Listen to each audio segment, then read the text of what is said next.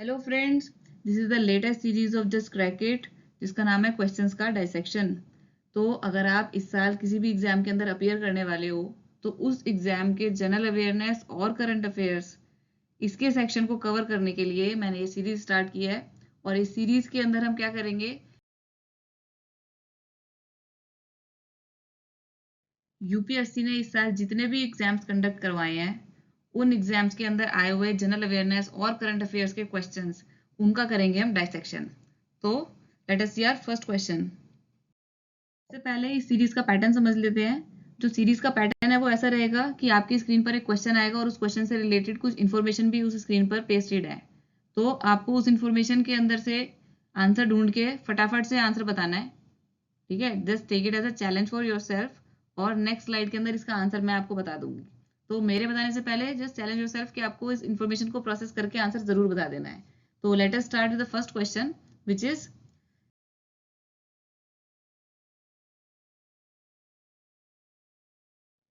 सबसे पहले देखते हैं क्वाड के बारे में इंफॉर्मेशन क्या पेस्टेड है। Known as quadrilateral security dialogue QSD. Quad के अंदर जो नेशंस इंक्लूडेड हैं वो हैं चार, कौन सी? यूएसए, इंडिया, ऑस्ट्रेलिया और जापान। उसके बाद it is considered an alliance of maritime democracies and forum is maintained by meeting, semi regular summits etcetera and military drills of member countries. Next, Quad leaders recognize that most immediate threats to life in our four countries and world is COVID-19 pandemic, and so मार्च के अंदर quad leaders ने launch किया quad vaccine partnership. तो let us सी हमारे first, second और third point के अंदर इसका आंसर निकल रहा है या नहीं। तो पहला पॉइंट है four countries, India, Australia, USA and France नहीं है, that is Japan, right. Then maritime cooperation is important binding force. तो यस, हमने पढ़ा है कि it is considered as alliance of maritime democracies. और quad members formed a working group on कोविड-19 vaccine. तो यस, यहाँ पर हमने ये भी पढ़ा है कि launch the quad vaccine partnership. ठीक है, तो इसका मतलब second and third are correct, तो this is the right answer. तो हमने अब सारी इंफॉर्मेशन इस पर्टिकुलर क्वेश्चन के बारे में पढ़ लिया है। ये क्वेश्चन को हम डाइसेक्ट कर चुके हैं, तो अब इसके अंदर से कोई भी क्वेश्चन बनता होगा तो वो आपको आता होगा। हम इसी पैटर्न से अब आगे के सारे क्वेश्चंस करेंगे। Late us see the second question. सबसे पहले हम इंफॉर्मेशन देखते हैं स्लाइड पर क्या है। The protection of human rights act 93, it is an act to provide for constitution of NHRC, national human rights commission, state human rights commission in states and human right codes for better protection of human rights. ठीक है, question है हमारा कि NHRC, national human right commission, was established under the statute of which act. तो कौन सा act हमने अभी देखा? Protection of human rights act, ना कि ह्यूमन राइट्स एक्ट। ठीक है, तो ये है थोड़ा सा कंफ्यूजिंग क्वेश्चन जिसके अंदर ए और डी ऑप्शन थोड़े से कंफ्यूजिंग है। तो the protection of human rights act. और अगर क्वेश्चन को थोड़ा सा वो चेंज करके भी पूछता है अब नेक्स्ट जो भी एग्जाम होता है उसके अंदर, तो क्वेश्चन ये चेंज हो सकता है कि state human right commission in states वो किस स्टैट्यूट से एस्टेब्लिश्ड है, तो वो भी सेम ही स्टैट्यूट से एस्टेब्लिश है, यानी कि सेम ही एक्ट से एस्टेब्लिश्ड है। तो answer is A. Next, there are 6 official languages of UN. कितनी ऑफिशियल लैंग्वेजेस यूएन की? 6 ऑफिशियल लैंग्वेजेस, जो कि है Arabic, Chinese, English, French, Russian, Spanish. इसको हम निमोनिक बनाते हैं और इसके जो इनिशियल्स हैं उनपे देखो क्या वर्ड बन रहा है, फेसर्स वर्ड बन रहा है। ठीक है, हम ऐसा कर सकते हैं कि यूएन के अंदर आपस में जब कंट्रीज एक दूसरे को फेस करती है ना, तो फेसर्स हम उसका निमोनिक बना सकते हैं। F for French, Arabic, Chinese, English, Russian, Spanish. तो भाई फेसर्स में जी तो आता ही नहीं, तो that means this is wrong. बाकी बाकी तो आता है। ठीक है, तो that means the answer is, वो पूछ रहा है कि नॉट एन ऑफिशियल लैंग्वेज, तो जर्मन ऑफिशियल लैंग्वेज नहीं है, तो आंसर इज 2 ओनली। सबसे पहले हम इंफॉर्मेशन पे फोकस करेंगे। और इंफॉर्मेशन किसके बारे में है? राधा कृष्ण कमीशन के बारे में है। और ये कमीशन क्यों एस्टेब्लिश किया गया था? इंडिया की यूनिवर्सिटी एजुकेशन को इन्वेस्टिगेट करने के लिए और उसके अंदर इम्प्रूवमेंट्स को रिकमेंड करने के लिए कि उसमें क्या इम्प्रूवमेंट किए जा सकते हैं। तो हमारे जो पहले वाइस प्रेसिडेंट यानी कि डॉक्टर सर्वपल्ली राधाकृष्णन, उनको इसका चेयरमैन बनाया गया था।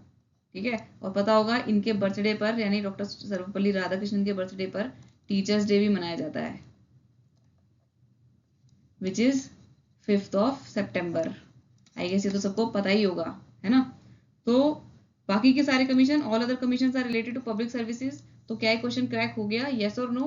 तो yes the question is correct, क्योंकि उसने पूछा है कि one of the following commission is not associated with public services. तो यानी ये तीनों तो पब्लिक सर्विसेज से रिलेटेड है, and this was related to improvement in India university education. So answer is D, Radhakrishna commission. तो अब इंफॉर्मेशन क्या दी हुई है, Gopal Hari Deshmukh, he was a social reformer from Maharashtra.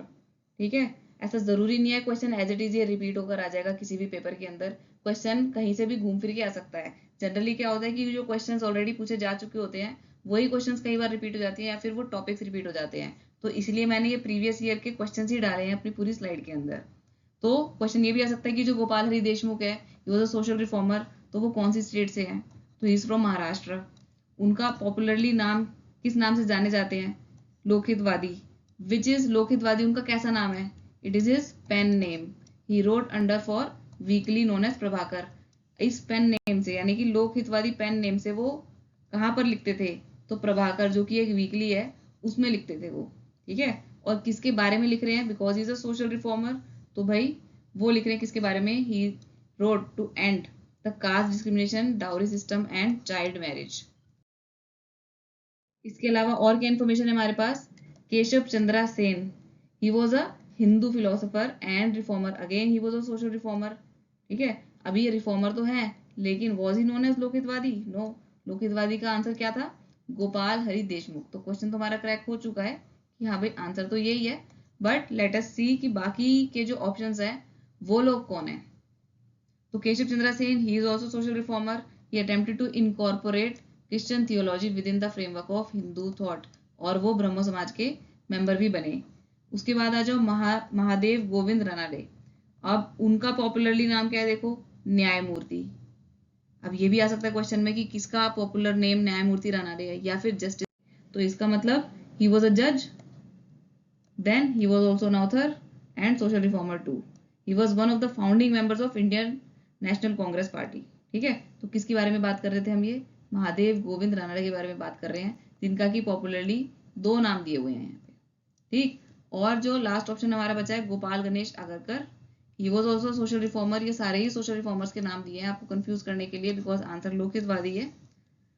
तो जो गोपाल गणेश आगरकर हैं, he was a social reformer and at the time a close associate of बाल गंगाधर तिलक। तो क्वेश्चन ये भी बनता है कि who was the close associate of बाल गंगाधर तिलक, जिन्होंने मिलकर कुछ एजुकेशनल इंस्टीट्यूशन जैसे कि न्यू इंग्लिश स्कूल या फिर Deccan foundation, sorry Deccan education society, ये सब एस्टेब्लिश किए। ठीक है, सो हमारा आंसर है इसका गोपाल हरि देशमुख, और इस क्वेश्चन से रिलेटेड सारी इंफॉर्मेशन इस पर्टिकुलर स्लाइड पर पेस्टेड है। नेक्स्ट देखो, कुछ बुक्स मैंने यहाँ पर पेस्ट करी हैं, क्या बता सकते हो इनको देख के कि इसके अंदर से कौन सा ऑप्शन इनकरेक्टली मैच्ड है, नॉट करेक्टली मैच्ड। ठीक है, तो देखो, इंडियन अनरेस्ट, ये बुक किसने लिखी है, वैलेंटाइन कैरोल ने। नेक्स्ट, बंदी जीवन, ये बुक किसने लिखी है, ये देखो, सचिंद्रनाथ सन्याल। तो Bandi Jivan, Sachindranath Sanyal, that is correct. Then philosophy of the bomb written by Vohra, तो philosophy of the bomb written by Vohra, fine, as a response to Gandhi's criticism. तो ये जो बुक्स हैं बहुत ही फेमस बुक्स हैं, इनको आप याद कर सकते हो, क्योंकि बुक्स एंड ऑथर्स ये एक बहुत ही इंपॉर्टेंट टॉपिक है जनरल अवेयरनेस के लिए। खैर, नेक्स्ट बुक है आपकी देशर कथा, देशर कथा, और ये लिखी है सक्षरम गणेश जोस्कर ने। तो हमारा आंसर इसके अंदर से क्या हो जाएगा, जो कि गलत मैच हुआ है, वो है इंडियन अनरेस्ट, जो कि एनी बेसेंट ने नहीं लिखी है।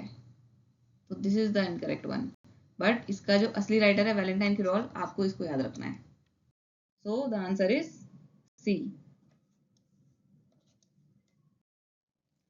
डिपार्टमेंट ऑफ रूरल डेवलपमेंट, इसने एक स्कीम लॉन्च की, MKSP, बोले तो महिला किसान सशक्तिकरण परियोजना। ठीक है, और इसके जो ऑब्जेक्टिव्स हैं वो यहाँ पर पेस्टेड हैं। तो let us see the objectives. वैसे तो स्कीम के नाम से बहुत से ऑब्जेक्टिव्स आप खुद से भी गेस कर सकते हो। महिला किसान सशक्तिकरण यानी कि वुमेन, किसान यानी कि फार्मर्स, फार्मर होगा तो एग्रीकल्चर। ठीक है, तो जो ऑब्जेक्टिव्स वुमेन, फार्मर या एग्रीकल्चर पर बेस्ड है, वो ऑब्जेक्टिव जनरली इस स्कीम के ऑब्जेक्टिव्स होंगे। ठीक है, तो लेट अस सी पहला ऑब्जेक्टिव क्या है, to enhance productive participation of women, women का पार्टिसिपेशन बढ़ाना एग्रीकल्चर के अंदर।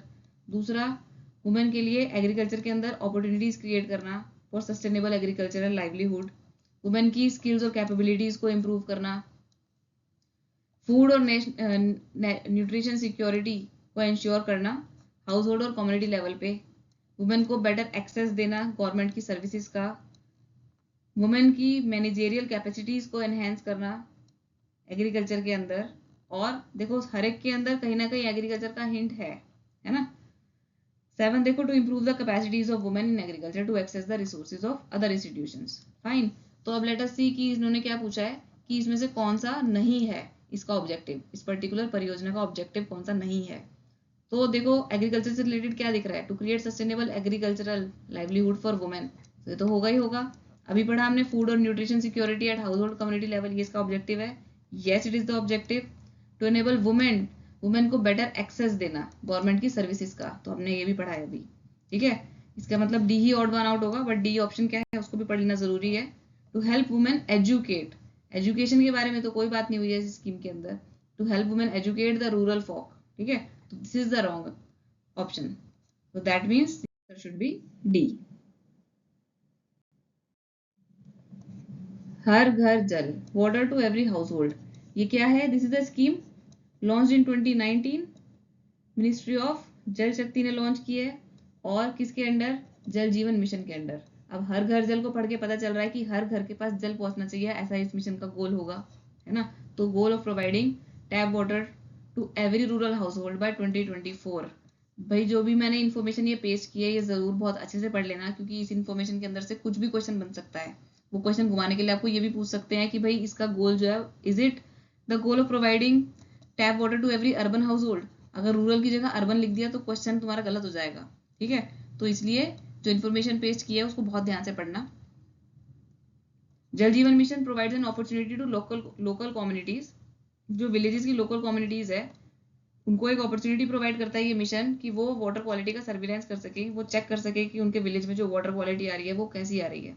तो इसके लिए हर विलेज के 5 लोगों को, और जिसके अंदर की स्पेशली वुमेन, उनको ट्रेन किया जाता है कि फील्ड टेस्ट किट्स को कैसे यूज किया जाए, जिससे कि पता चलेगा कि पानी की क्वालिटी कैसी आ रही है, और वो उस डेटा को JJM पोर्टल पे अपलोड भी कर सकते हैं। तो ये जो स्कीम है ये किसको पावर देती है? ये लोकल कम्युनिटीज को पावर देती है ना, और उनको डिसीजन मेकिंग पावर भी देती है कि दे विल डिसाइड कि भाई पानी ठीक आ रहा है कि नहीं आ रहा है। फाइन, तो गांधी जी का जो विजन था ग्राम स्वराज का, कि ग्राम के अंदर यानी गांव के अंदर स्वराज होना चाहिए, उनके पास डिसीजन मेकिंग पावर होनी चाहिए, तो ये स्कीम जो है वो इस इनिशिएटिव, वो इस विजन को पूरा करती है ना।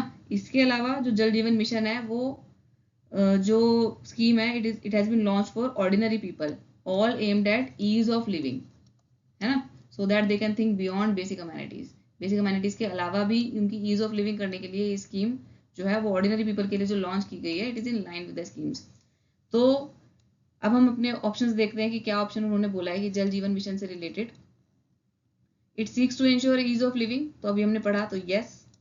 It aims to establish water tanks in good numbers, water tank establish करने की तो कोई बात नहीं हुई यहाँ पे, है ना, क्योंकि यहाँ पर तो बात हुई है पानी की क्वालिटी की सर्विलेंस करने की, कि पानी की क्वालिटी कैसी आ रही है, तो पानी के टैंक लगाने की कोई बात नहीं हुई है। और विद द स्लोगन हर घर जल, हर घर जल तो है कि हर घर के पास जल पहुंचना चाहिए, तो टैप वाटर, है ना, तो वाटर टैंक की कोई बात नहीं हुई, दिस इज रॉन्ग।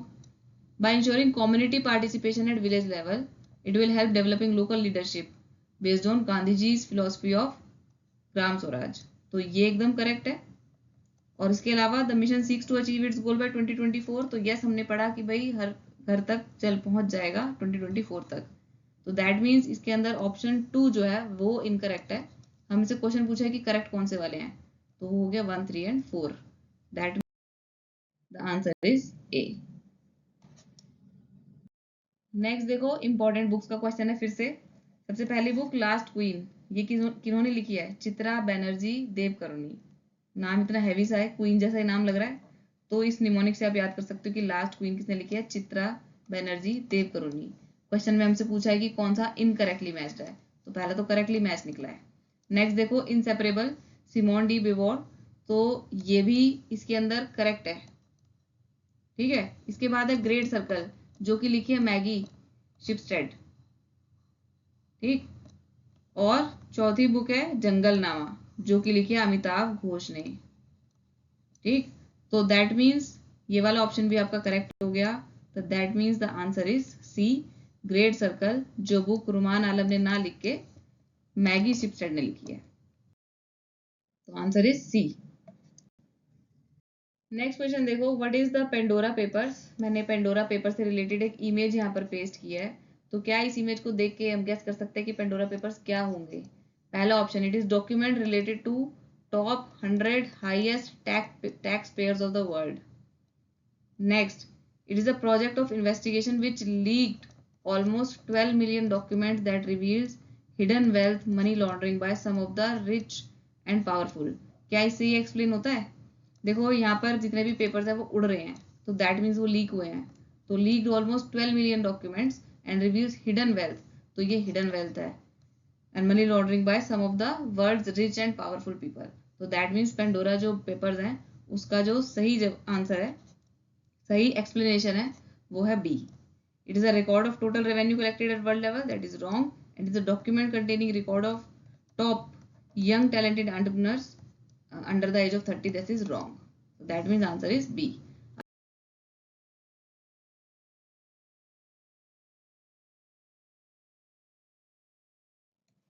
तो 10 क्वेश्चन का डायसेक्शन हो चुका है। इसी सीरीज के अगले वीडियो के अंदर हम आगे के भी कुछ क्वेश्चंस का डायसेक्शन करेंगे जो कि यूपीएससी ने इस पर्टिकुलर ईयर के अंदर कंडक्ट किए हुए सारे एग्जाम्स के अंदर पूछे हैं वो क्वेश्चंस। ठीक है, आई एम श्योर कि ये क्वेश्चंस और इनसे रिलेटेड जो इन्फॉर्मेशन है, जो भी मैंने इस वीडियो के अंदर पेश किया, वो इन्फॉर्मेशन बहुत ही इंपॉर्टेंट रहेगी आपके इस साल के सारे एग्जाम्स के लिए। तो just do watch the next videos of this series also. Thank you for watching.